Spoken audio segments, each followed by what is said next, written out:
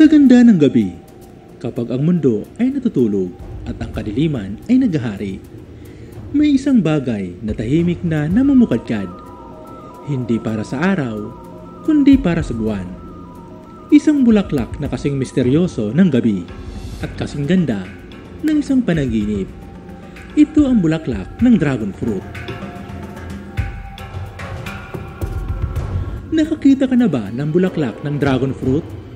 Kung hindi pa, malaki ang nawawala sa iyo. Dahil hindi ito ordinaryong bulaklak. Kung ang ibang halaman ay abala sa pagyayabang ng kanilang ganda sa araw, ang dragon fruit ay may sariling diskarte.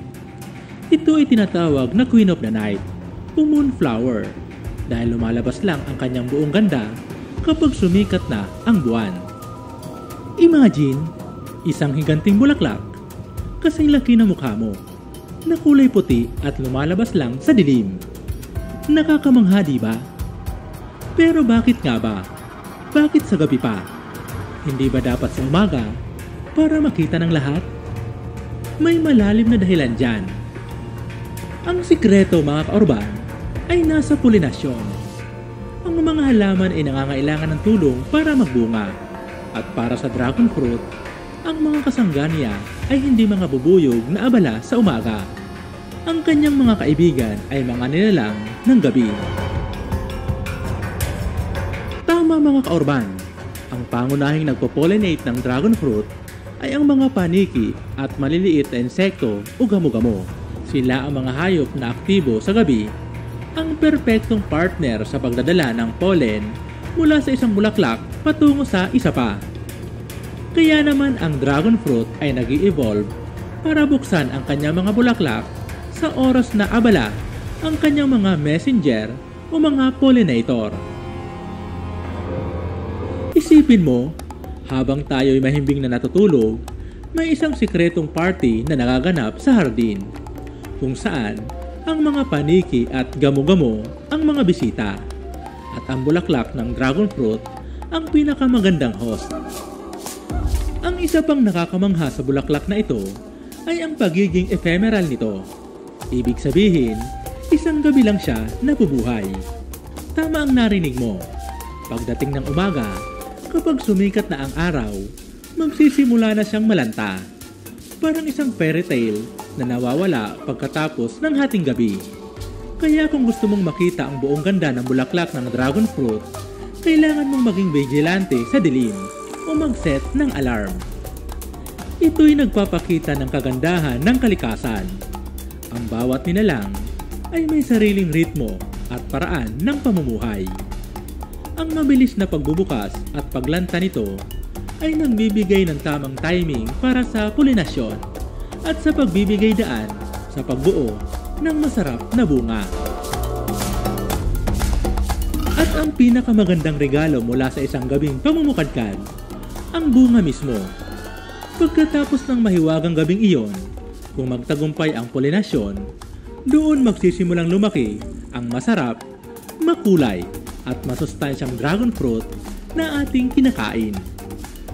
Pero teka, hindi lamang sa pamumukadkad nagtatapos ang buhay ng bulaklak ng dragon fruit. Dahil ayon sa mga pag-aaral, ito ay punong-puno ng sustansya na mabuti sa kalusugan ng tao kung kakainin ito. Ayon sa ilang tradisyonal na paggamit at pag-aaral, ang bulaklak ng dragon fruit ay mayaman sa antioxidants. Ang mga antioxidants na ito ay mahalaga para labanan ang mga free radicals sa ating katawan na sanhi ng pagtanda at iba't ibang sakit. Pinaniniwalaan din na ang tsaa na gawa sa pinatuyong bulaklak ng dragon fruit ay makakatulong sa pagpapababa ng blood sugar levels at pagpapabuti ng digestive health. Bagamat kailangan pa ng mas malawakang pag-aaral, ang mga paunang findings ay talagang nakakagulat. Ngayon ay dumako naman tayo sa pinakakilala, ang prutas mismo. Bukod sa kakaibang kulay at kaakit-akit na anyo, ang dragon fruit ay isang powerhouse ng nutrisyon.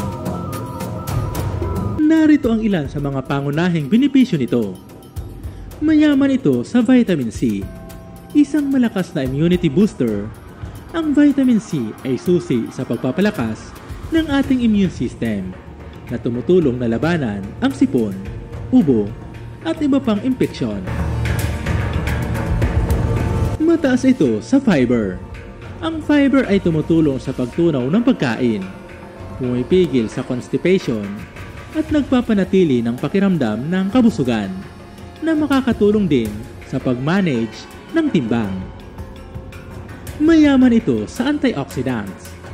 Tulad ng bulaklak, ang bunga ng dragon fruit ay puno rin ng antioxidants, lalo na ang beta-cyanins at hydroxycenamates. Ang mga ito ay nakakatulong sa pagprotekta sa ating mga cells mula sa pinsala na nagpapababa ng panganib ng malulubhang sakit tulad ng sakit sa puso at cancer. Good source ito ng iron at magnesium. Ang iron ay mahalaga para sa pagbuo ng red blood cells na nagdadala ng oxygen sa buong katawan. Samantala, ang magnesium ay kritikal para sa libu-libong biochemical reaction sa ating katawan, mula sa muscle function hanggang sa nerve function. Nagtataglay ito ng prebiotics. Ito ang pagkain para sa magandang bakterya sa ating bituka. Sa isang pag-aaral na inilathala sa Journal of Agricultural and Food Chemistry, ipinakita na ang dragon fruit ay may kakayahang mag-promote ng paglaki ng beneficial gut bacteria tulad ng Lactobacilli at Bifidobacteria. Ang malusog na bituka ay susi sa pangkalatang kalusugan. Kaya naman sa susunod na makakita ka ng dragon fruit sa palengke o supermarket, tandaan mo ang kanyang pinagmulan. Ang bawat matamis na kagat ay produkto ng isang mahiwagang gabi, ng isang bulaklak na tanging sa dilim lang nagpapakita ng kanyang tunay na ganda, at ng mga bisita na nagtatrabaho habang tayo'y natutulog. Ang bulaklak ng dragon fruit ay maaaring gawing tsaa o kaya naman ay ihalo sa mga lutuing gulay. Samantala, ang bunga naman ng dragon fruit ay maaaring kainin ng hinog o kaya naman maaari itong mabili online ng pinatuyo. Talagang kahanga-hanga ang kalikasan, di ba? Kung may natutunan ka sa episode na ito at namangha ka sa lihim na ganda ng bulaklak ng dragon fruit, huwag kalimutang mag-like, mag-share at mag-subscribe sa ating channel para sa mas marami pang exciting na kaalaman. Ano sa tingin mo? Susubukan mo bang abangan ang pamumukadkad ng dragon fruit sa inyong bakuran? Ito pong muli si UCL. Maraming salamat po sa panonood. Hanggang sa muli po. God bless.